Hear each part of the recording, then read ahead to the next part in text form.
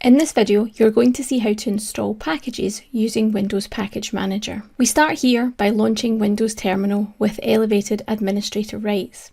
This allows Windows Terminal access to make changes to the operating system in the process of installing the packages we want to. We can first use the WinGet search command to identify the correct ID for the package or packages we want to install. In this case, we're searching for PowerShell. Now we've found the ID, we can use the WinGet install command to install the package that relates to Windows PowerShell Preview.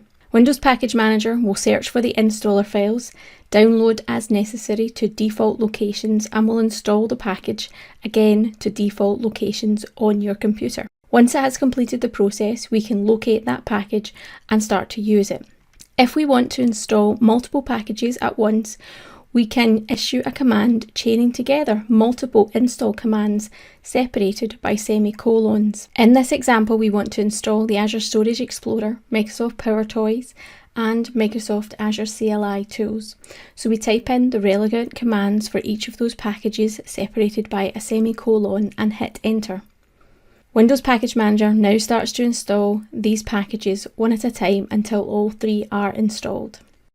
Now, as you saw with some of those package installs, there were dialog boxes that popped up, albeit in a non-interactive way. If we want to suppress those boxes, we can use an additional option on our install command that is --silent, which should suppress these dialog boxes. We can see that in action when we use it to install Microsoft Bicep on our machine. And that's an introduction into using Windows Package Manager to install packages on your computer.